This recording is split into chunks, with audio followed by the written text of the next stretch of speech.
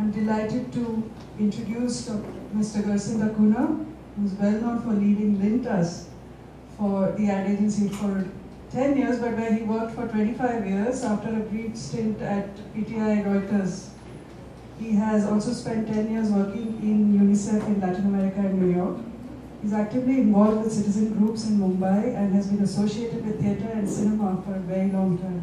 His poems have recently been published by HarperCollins in a collection titled So Far, and he will read to us from that collection.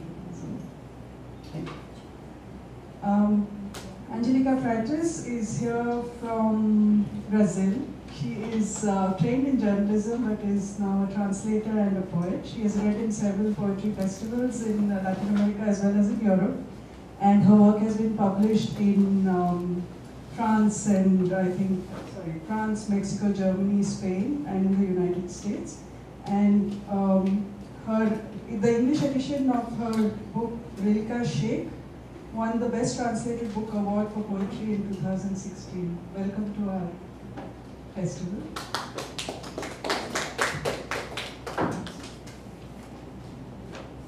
Nabina Das has two poetry collections, Blue Vessel and Into the Migrant City, a short story collection and a novel to her credit. She teaches creative writing. She has been a Commonwealth Features Writer and a Charles Wallace Fellow, Lavanya Shankaran Fellow, and a Fellow at Sangam House. She has dabbled in street theatre, folk, and Hindustani music, and recently she co-edited the anthology 40 Under 40, an anthology of post-globalization poetry. Welcome.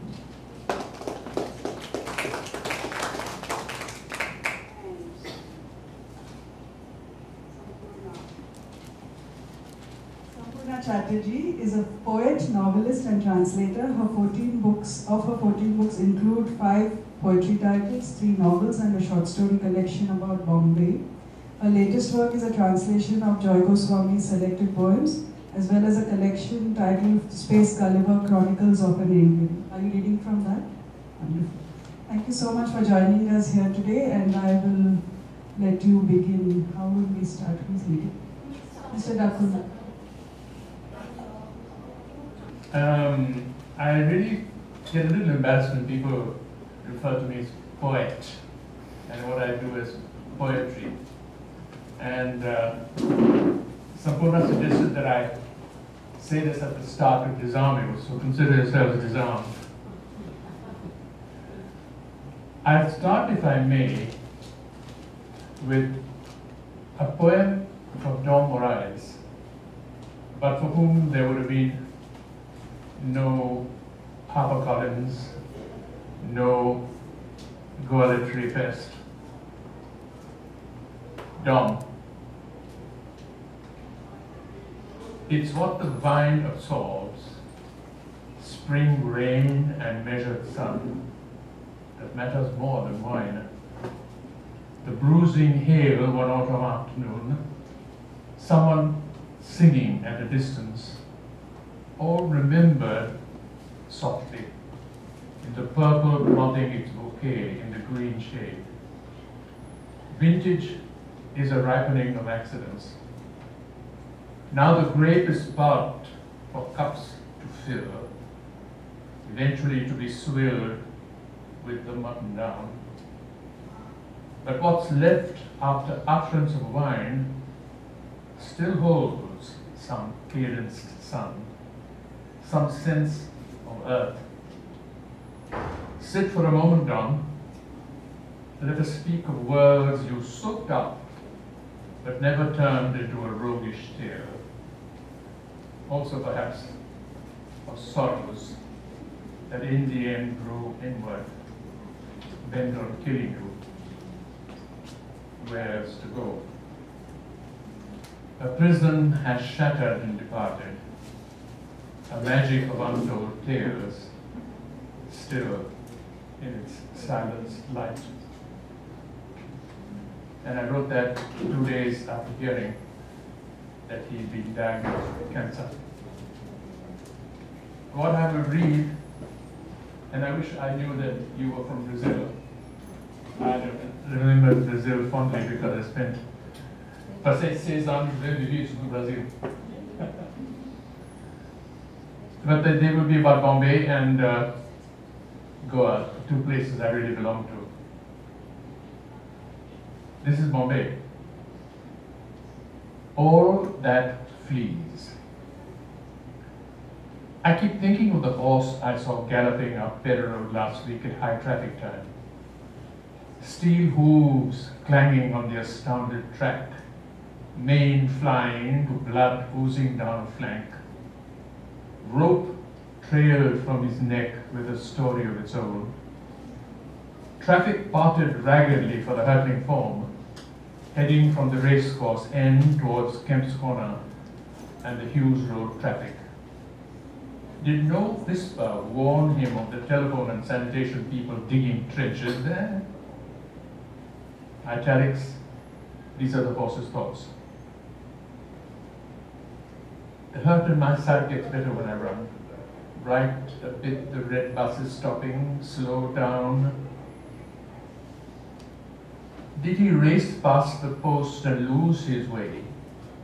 Or jump a fence taken by a sudden derailing dream of the sea? Or sugarcane fields or some lost farm to which his kind returns, ruled by a needle in that great passionate head, fixed on whom and damn?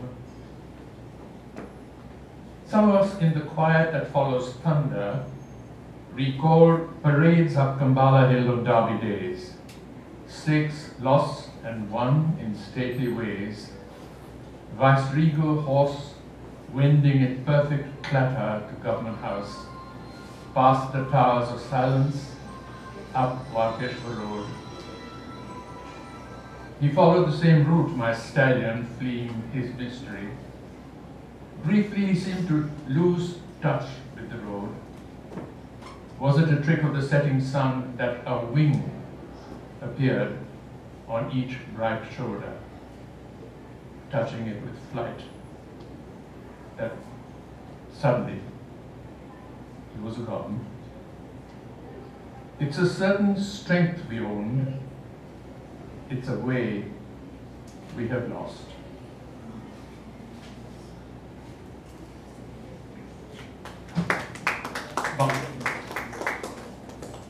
Bombay Walas, an exhibit of photographs by Kedaki Shit. Will somebody blow a whistle or crack a gun or a whip when it's 10 minutes? Bombay Walas, an exhibit of photographs by Kedaki Shit. Nowhere is ever home, but this may be the town of least effort for me. Here the idiom is known. Saris curdle over haunch like nowhere else. Lust kindles in the silver dark at the starlet's launch. And hot from home, tin lunches clatter out under a Gothic arch. 7 islands soaked up the sea and leave land for an infanta's dowry. Over 200 years and more, the tides have swept the world ashore. The taut air teems, above water curves from slum to dream, losing an arrow's flight. On the walls, our blood spills black and white.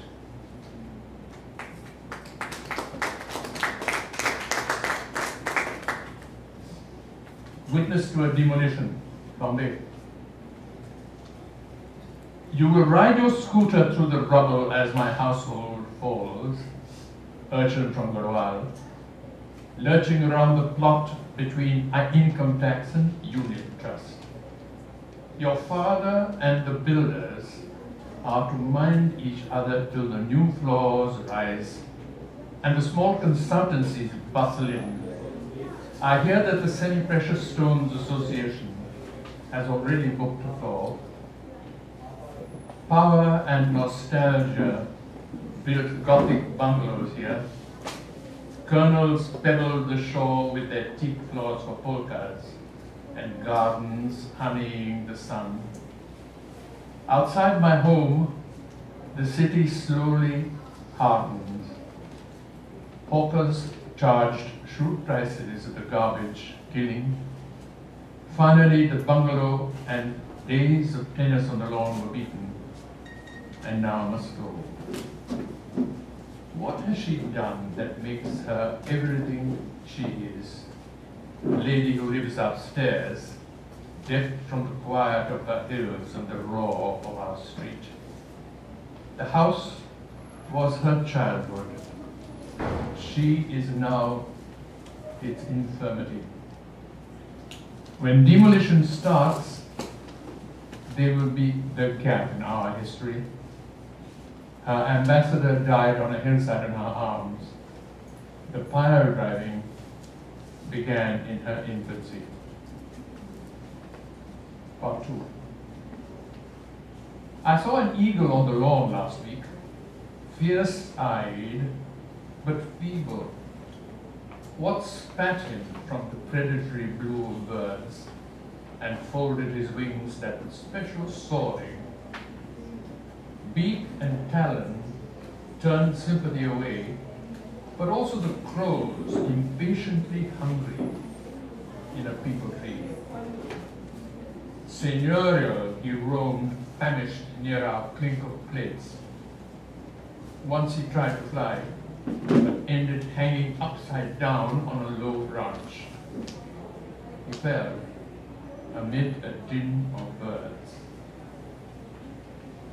This morning we got up to find he must have dreamed of his high ancestral circling, distracted briefly in the open. The crowds, the crows, had seen and pounced.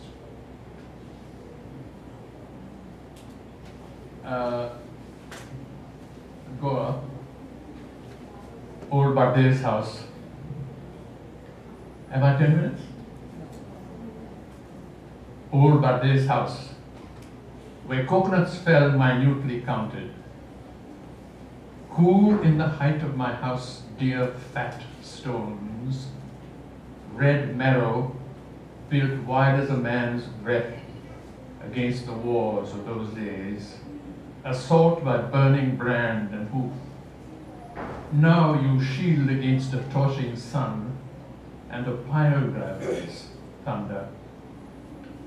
Everything your age is slipping to sleep in the dust of our neighborhood.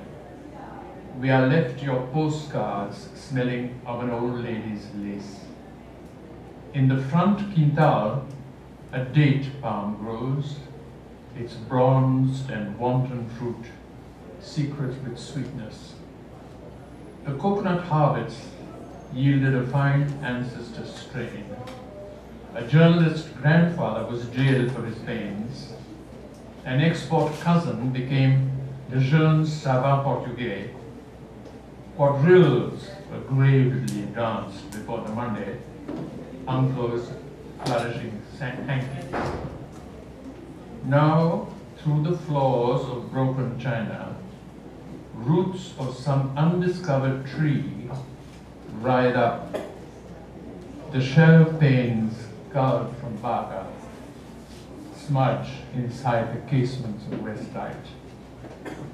Over the mute well water, a wing of something large begins to close out the sun.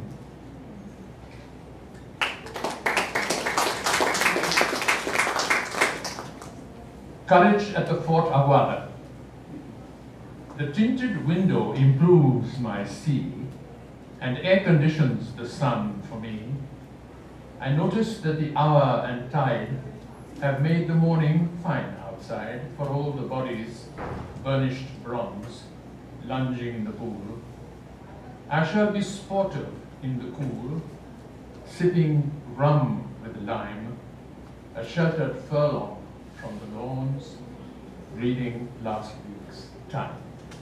I think that should be.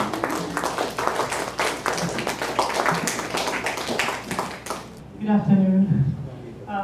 My name is Angelica Freitas. I'm a poet from Brazil, which means I write in Portuguese. How many of you speak or understand Portuguese here? You? You said it, right? Okay. I'm going to read a few poems from my first book, and it's also my first book translated into English. I would really like to read the poems in Portuguese, and then after reading them, I'll read the translations, which were made by an American poet called Hilary Kaplan. The poems are from this book titled Hilkeshake, It's a Pun on Milkshake. It's a long story why I chose this title, but just to sum things up, it's really got to do with the fact that I don't believe in a division between high and low culture. That's nonsense to me. So Helke was a Czech poet who wrote in German, and I'm sure you all know what a milkshake is. So yeah, I've tried to mix things together in this book. So I'm going to read the first poem of the book, and in Portuguese it goes like this. Dentadura perfeita, ouve-me bem, não chegarás a lugar algum. São tomates e cebolas que nos sustentam, e ervilhas e cenouras, dentadura perfeita. Ah, sim, Shakespeare é muito bom. Mas e beterrabas, chicória e agrião? E arroz, couve e feijão? Dentinhos lindos, o boi que comes, ontem pastava no campo, e te queixaste que a carne estava dura demais. Dura demais é a vida, dentadura perfeita. Mas come tudo o que puderes, e esquece este papo e me enfia os talheres. In English now. Perfect teeth, listen up. You're not going to get anywhere.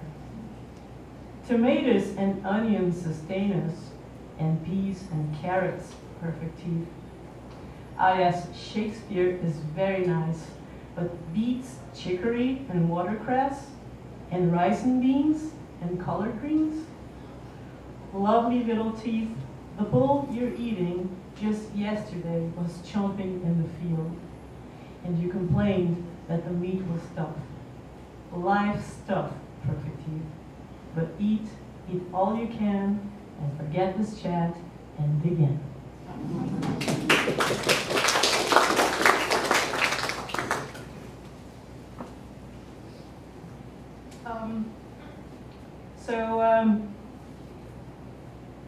This book is mainly about culture, but one of the subjects that interests me the most as a writer is women.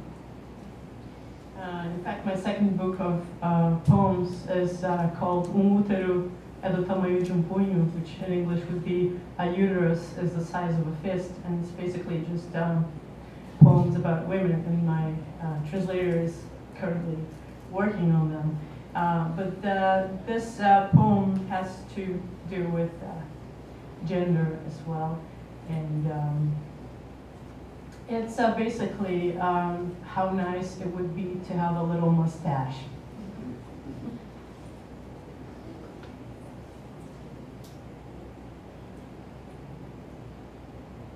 Ai, que bom seria ter bigodinho. Além das lentes dos óculos, ficar escondida por trás de uma taturana capilar. Bigodinho para poder estar. Bigodinho para sair à rua e ver o mundo, mas se esconder. Bigodinho para poder ser. Apêndice naso-bucal, buco-nasal, tipo chapéu. Ninguém te incomoda nos cafés, a beleza está nos olhos de quem não pode crer, e no fim do dia ainda ouvir obrigada, Senhor, ao entrar por último no elevador.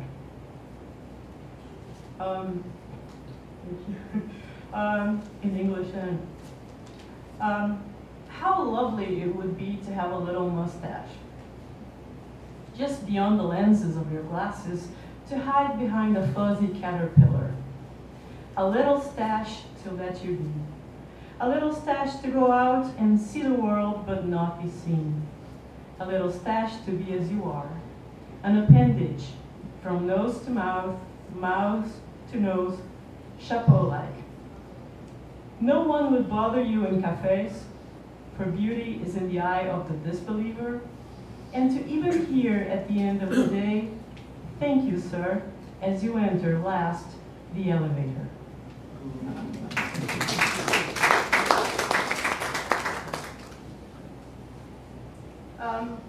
I've written a poem about stealing books, which is something I could never really bring myself to do, although oftentimes I wanted to, but I just don't really have what it takes.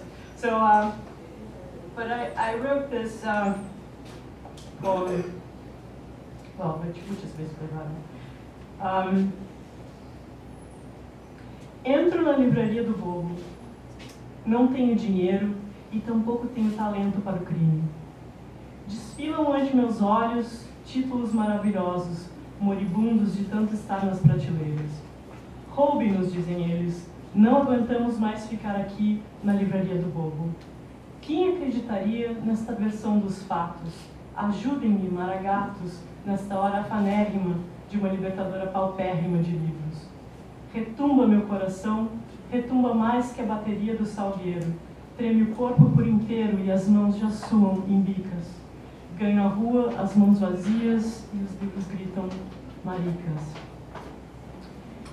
There's just two things I have to explain. I forgot that I have to explain about these books. This poem, which is, well, you all know we have Carnival in Brazil, right? It's a big thing. In Rio, we have these, what would you call them, like parades, samba parades, and then you have what they call the samba schools, and each of them have their own song, and it's a competition basically to see which is the best samba. And so Salgueiro is one of these samba groups. And Maragatos were a group of fighters for, well, it's a long story, but the independence of one of the state where I live in south of Brazil. So here we go. I entered the idiot's bookstore. I don't have any money, and I don't have an act for crime either. Lining up before my eyes, wonderful titles, moribund from sitting so long on the shelves. Steal us, they say.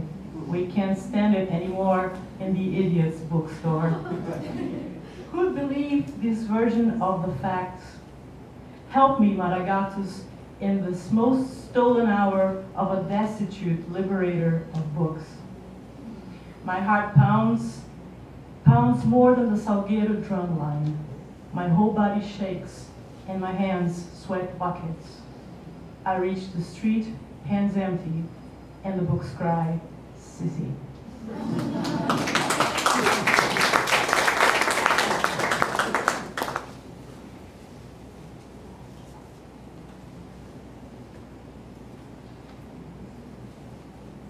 So one of my favorite authors is the American writer Gertrude Stein.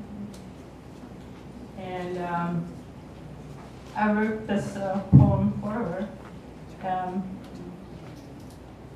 I couldn't really bring myself to writing a poem in the manner of Gertrude Stein, so I wrote a poem in which she is one of the characters.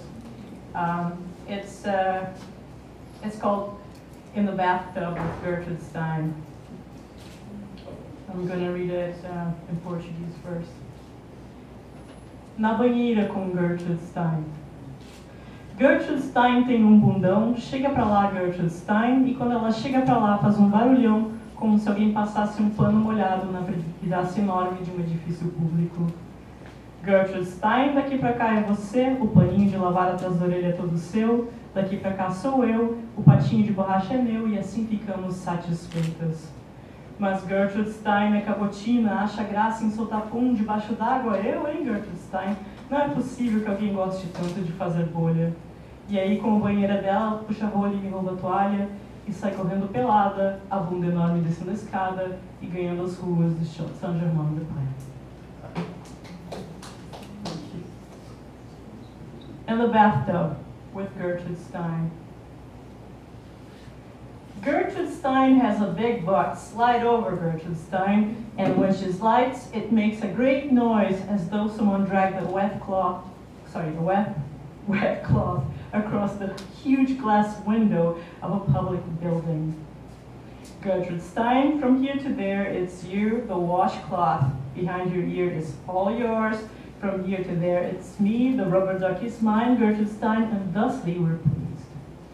But Gertrude Stein, as a charlatan, thinks it's fine to let one loose under the water, eh, Gertrude Stein? It's impossible that anyone could so enjoy making bubbles. And because it's her tub, she pulls a plug and steals my towel and runs out stark naked, huge butt descending the staircase onto the streets of Saint-Germain-des-Prés.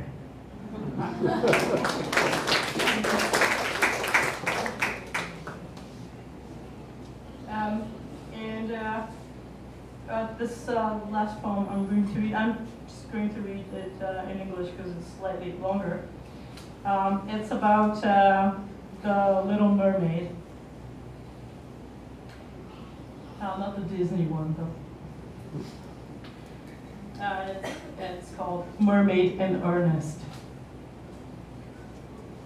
The cruelest part was that as beautiful as much as her features flaunted, a genetic pedigree of bona fide aristocracy, and her hands deftly wielded needlework and roast chickens, and her tresses attested to tortoiseshell combs and splendid grooming, the fascination would always remain with the mermaid's tale. I won't repeat the story after Anderson and company.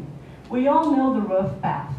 First, the impossible desire for the prince, dull and formal attire, then awareness of a powerful witchcraft. In exchange, she gives something up, her voice, her elastic hymen, her Club Med membership card. It is a difficult process.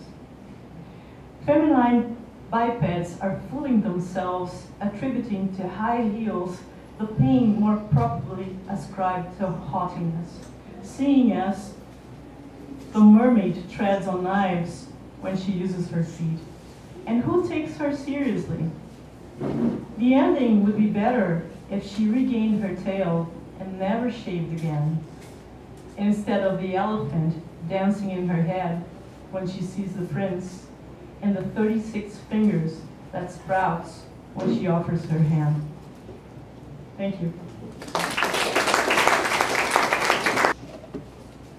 I'm really happy to be here at GALF, and this is my first time.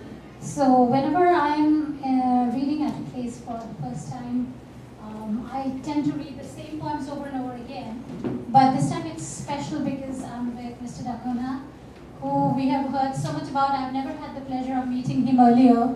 And Sampurna I know very well and admire her. And Angelica, it was such a pleasure hearing you in Portuguese and in translation. I'm born and brought up in Assam, which is a state in the northeastern part of India. I write in English, but I do incorporate a lot of my heritage from Assam, and I'm also a third generation Bengali. So there is Bengali and Assamese, and I have relatives who are Khasi and Bangladeshi Muslims and Hindus, and so it's like not one world, but it's like, you know, everybody trying to make little space for themselves in this little poetic cosmos. So, and I'm also reading this because I'm with Mr. Cunha, who is of a particular generation, and that generation means a lot to me because my parents are of partition generation, and everywhere I try to make a point to read this poem wherever possible, and I think people here would understand. This is dedicated to my father, who's no more, but I'm sure it'll relate to a lot of you here. It's called No Country, No Names. The young girl in a sari was off to the library, her hands clasping books. She didn't see the truck crawl up behind her, stuffed with soldiers wearing leafy helmets, false implants in the heart of that shell-shocked, macadamized Bengal town. Her face, a sorry storybook, quite a few pages torn, when they found her by a garbage dump, stared at by the ancient panhandler. The poor bastard refused arrest, shouted abuses, got suitably thrashed by the police. A young man had whispered the night before, "Show me your palm, the red henna peacock from the evening's merry festivities." And she read him a poem about crocodiles in snare, until they fell asleep in each other's arms, dreaming. Dreaming there was a river, grass and flowers shrouding its banks, its depths unknown, but easy for the rebels who could swim the same night.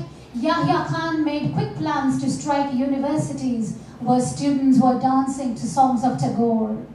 That was a night when nervous sirens screamed on and on. His would-be bride was picked up and thrown, folding up maps that fool didn't show a country of hearts. He left. A peacock mourned for her and him. No country yet for them. Thank you.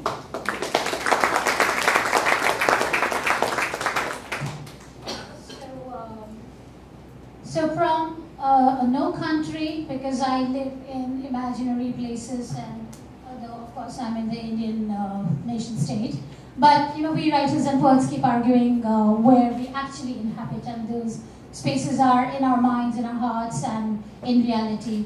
But since I'm from Assam, I'm going to read you an Assam-related poem, and this is called the Bihu Wasted Sister, and wasted here means waist, because we have the Bihu dance where you do a lot of move with, you know, lurching the waist. So it's a song for the Bihu Wasted Sister. Sister, it's the day you know the earth's rising to touch your waist, your once, your wasted smile. But where do you go, my dancers? Where the orchids bloom and cows bathe at dawn? When do they bloom? When do they bathe at dawn? That serpentine hair has seen nights that sighed for your lover who's gone to the camps of fatigue, wearing boot-trotting wilderness in his heart. Sister, show me your wrist, hand of silver. Oh, dancers, show me the moon-hung pendant of the libidinous neck. Show me that move. Strike those breasts out of sadness. Do. Sister, it's the day the paddy is washed before offering. Something about the flame trees tell us birds are still home. But it's also the news of someone missing, the brass plate of sesame candles courting ants. Another day at the post office, they know you now. Oh sister, your arrow shoot of eyes, your beetle leaf face, tell me, who will come and taste your love, your lilt, your innocent lust?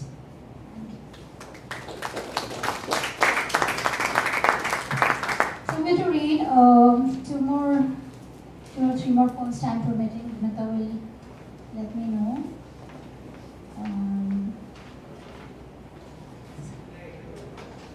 I have moved from Assam to Delhi to place, and I have incidentally spent long hours in airports where I find it very comforting to write, despite all those announcements and the air trains flying overhead and, you know, the strangers being good and bad and ugly and everything to you, but it's a great experience. So I just scribbled those little poems on the back of the ticket, actually. So somehow one editor liked them and published them. So it's called, the poem's called Reverie in Flight, an airport poem. 1. Hey men with extra large pecs, when did you stop thinking? And then so many I see walking, tall sellers by their sides, tailed in black tapered coat and tinsel. Hey ladies in taffeta scarves and imaginary Britney behinds, when did you stop dreaming? 2. So the white guys are eyeing brown breads and a few babes bathed in vanilla and pine. The beauties are gasp gawking at the cosmopolitan, uninherited, seated, not greeted at all. Also, a few mustachioed men are copying the Al Pacino of a shattered mirror, waited upon by their battered suitcases. Also, their wives of wide, wide margins, a little bristle, for they are unwhistled at. Ever, never.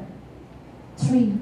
Hey, grooved guys of lavender ties, when did you stop smiling? When was it stocks sailing for you, when not? Hey, soothsayers of nachos in melted cheddar, when did you stop testing if the dough was soft? if the dawn was green and doe meant only eyed? You have known tongues unknown, swear words, swords you can flash and rest like journey folks. So, hey folks, hey fellows, hey goose, hey gander, when did you make stopping by us brews hermetic and cold?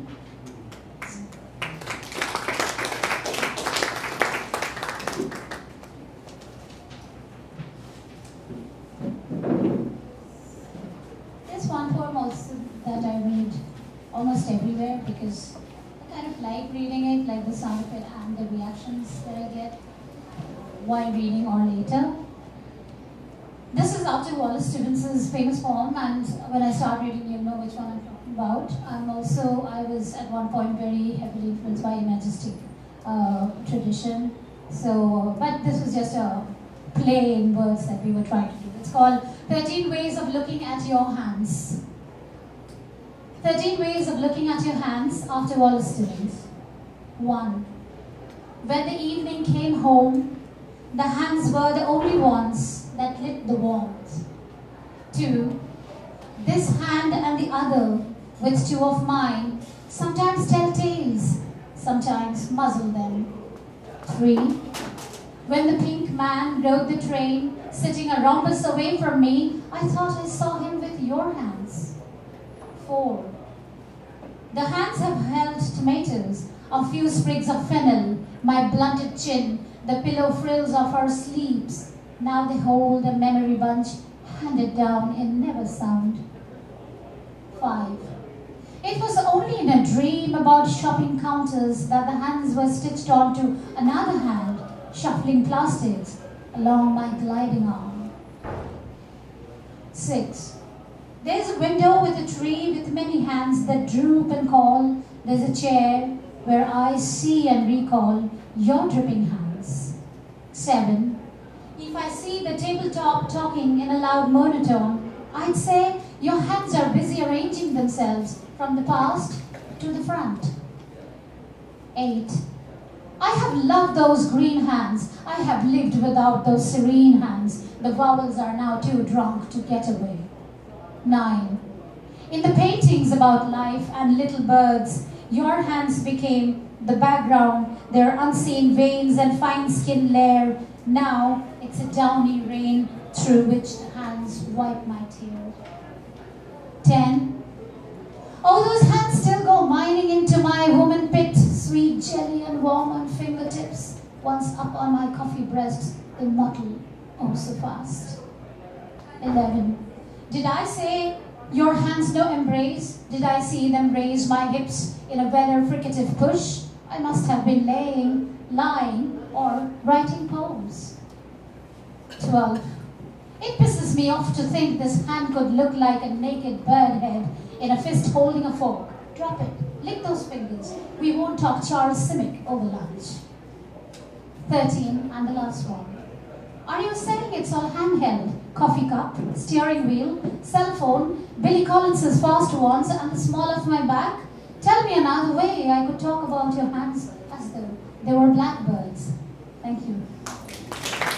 I'll start with a poem which is a favorite of mine. I'd like to dedicate it to the people from Bombay who are here, among them Gerson and my ex-boss from HTA. I used to work in advertising, Ivan Arthur. This poem comes out of a particular moment in the year 2003, an epic moment as it happened for me, when the Rolling Stones played in Bombay at Brabant Stadium. I don't know if any of you were there. I was there in the front seats, standing, which meant standing, and there was this moment when Mick Jagger ran onto the ramp and shouted to this packed stadium, "Kasakai, Mumbai." And we all looked at each other, dazed and bemused, and said, is this really happening? And in that moment, much of the strangeness of Bombay came together. And here's the poem that I wrote to celebrate that strangeness. Dogs, Mobs and Rock Concerts, Bombay Diary, April 7, 2003. At 7 a.m. today, a pack of mad dogs rushed into a building and castrated a man. It happened too fast for the police to be called. or the BSPCA van to rush in and take the raving canines away. 5 dogs came, 6 left. At 12 noon today, a herd of hired goons drove up in a truck and threw flowers at a mob. The mob, which had assembled silently all morning, pulled the stalks out with their teeth and exploded in a fury of pamphlets. The pamphlets read, "Stay out, outsiders," and then sang themselves into a stupor. The hired goons were fired for failing to disperse the crowd.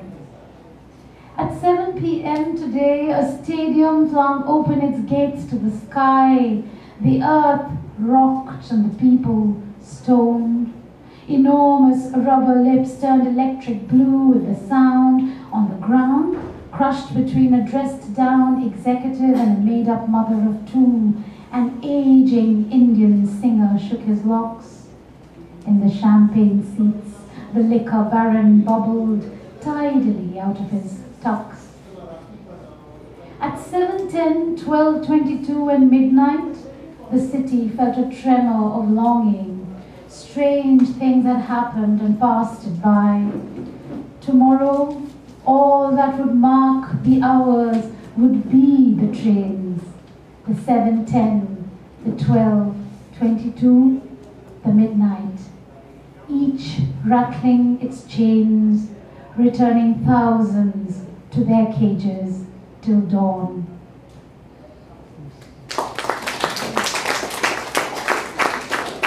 The next one is from my latest book, which is called Space Gulliver Chronicles of an Alien. I wrote that when I was on a residency in the University of Kent in Canterbury in 2012.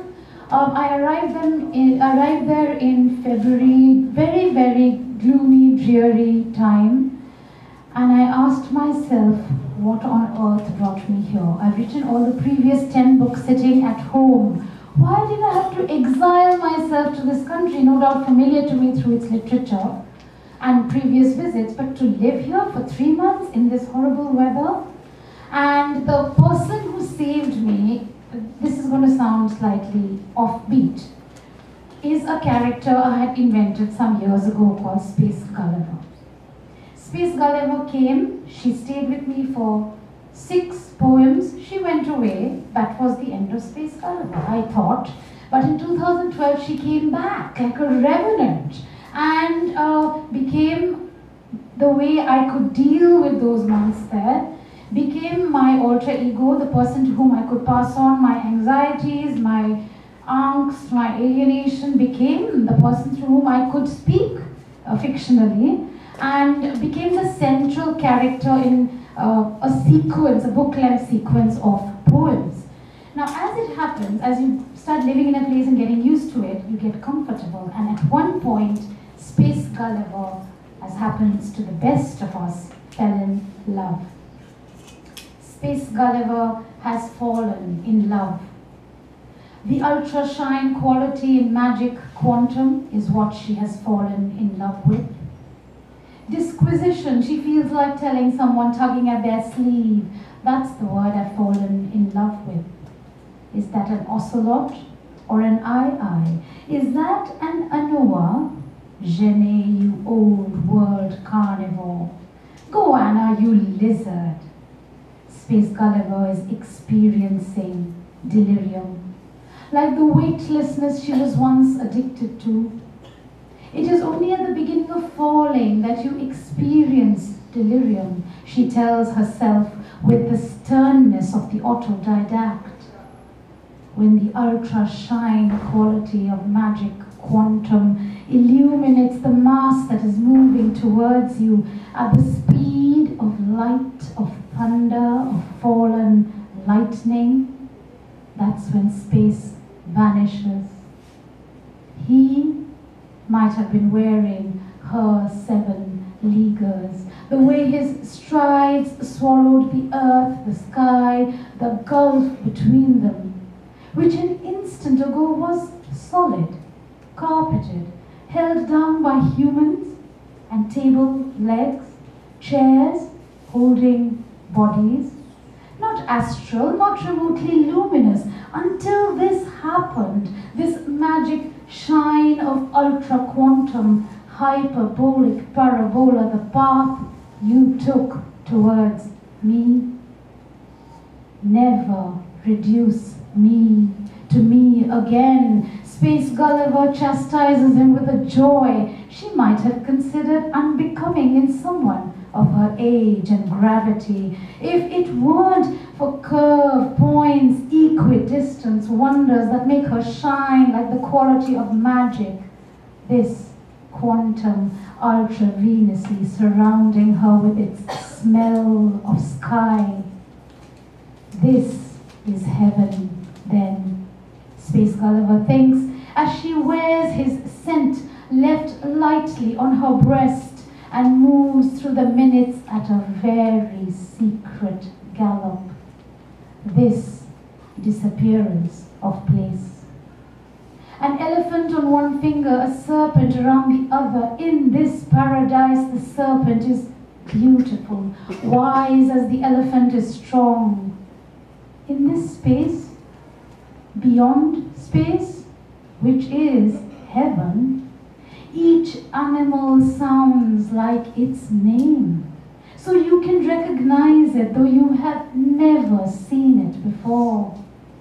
The Kolo Kolo, a South American wildcat. The Commando, a Hungarian dog. The book at your doorstep in the middle of the night, in the middle of your rumpled room, a manual of Tibetan grammar. The Xenopus, an African frog. The bulbul, a Persian bird. Tahar, your wildness, your long torso, your short, stout, recurving hands. Tamarin, your silky hair. If all these names exist, then why not love?